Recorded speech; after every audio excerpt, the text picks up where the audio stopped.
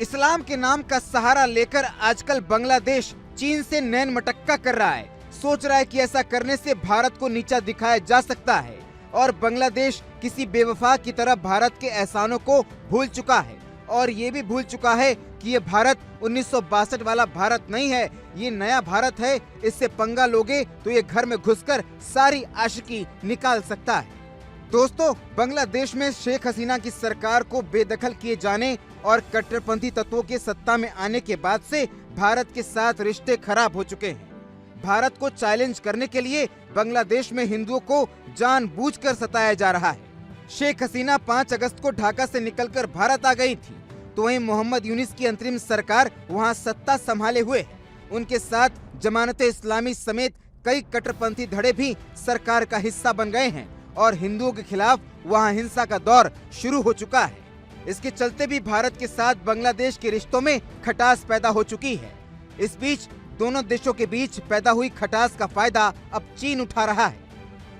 दोस्तों, बांग्लादेश के nationalist party का एक नेता तो यहाँ तक कह चुका है कि बांग्लादेश का निर्माण ही गलत था और ये भारत के चलते हुआ था। मतलब दोस्तों, बेशर्मी की सारी हदें बांग्लादेश के नेताओं ने पार कर दी है और जिस मुल्क का एहसान मनाना चाहिए आज उसी को गलत बता रहे हैं। यही नहीं दोस्तों, नई सरकार का रुख यहाँ तक बदल चुका है कि मुजबिर रहमान की तस्वीर को सरकारी दफ्तरों से हटाया जा रहा है, उनकी मूर्तियों को तोड़ा जा रहा है और राष्ट्रगान एवं झंडे तक में बदलाव की मांग उठ रही है। अब यही तत्व फिलहाल चीन की सैर कर रहा है। चीन जाने वालों में जमानत-ए-इस्लाम के 14 नेता शामिल हैं। दोस्तों, ये एक कट्टरपंथी संगठन है जो भारत के खिलाफ अपनी राय के लिए जाना जाता है। दोस्तों, भारत के पड़ोसी मुल्क बांग्लादेश में मौजूद जमानत-ए-इस्लामी समेत दूसरे इस्लामिक समूह के नेताओं का एक प्रतिमंडल गुरुवार को चीन पहुंचा। चीन के कम्युनिस्ट पार्टी के न्योते पर 14 लोगों का समूह चीन यात्रा पर गया है। हैरानी की बात तो ये है दोस्तों कि महज 1 महीने के भीतर ही ये दूसरा दौरा है जब बांग्लादेश के जमानत-ए-इस्लामी के अलावा खलीफा काउंसिल, इस्लामिक ऑर्डर और खलीफा मूवमेंट के लोग चीन गए हैं। चीन जाने वाले प्रतिमंडल को जमानत-ए-इस्लामी के केंद्रीय उपाध्यक्ष सैयद अब्दुल्लाह मोहम्मद ताहिर लीड कर रहा है। दोस्तों, बांग्लादेश के लोकल अखबार डेली स्टार की रिपोर्ट के मुताबिक ये पहली बार है जब चीन की कम्युनिस्ट पार्टी के न्योते पर देश का कई इस्लामिक समूह दौरे पर गया है।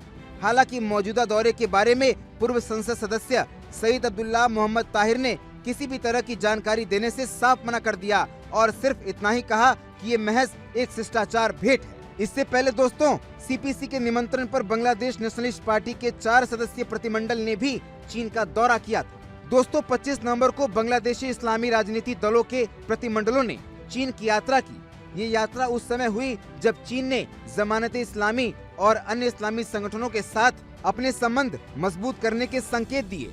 चीन अपने वन बेल्ट वन रोड पहल के तहत बांग्लादेश जैसे देशों के साथ संबंध मजबूत कर रहा है। इस्लामवादी नेताओं की बीजिंग यात्रा से ये संकेत मिलता है कि चीन अब धार्मिक संगठनों के साथ भी संबंध अपने मजबूत कर रहा है। दोस्तों, बांग्लादेश में हिंदू समुदाय जो एक अल्पसंख्यक है, उन पर हाल के वर्षों में लगातार हमले हुए हैं। ये स्थिति 25 नवंबर को और भी गंभीर हो गई जब बांग्लादेश सनातन जागरण मंच के प्रवक्ता चिन्मय कृष्णदास ब्रह्मचारी को ढाका हवाई अड्डे पर पुलिस ने हिरासत में ले लिया। इस घटना ने अंतर्राष्ट्रीय स्तर पर ध्यान आकर्षित किया, खासकर ऐसे समय में जब बांग्लादेश की अंतरिम सरकार और मुख्य सलाहकार मोहम्मद यूनिस पर अल्पसंख्यकों को निशाना बनाने के आरोप लगते रहे।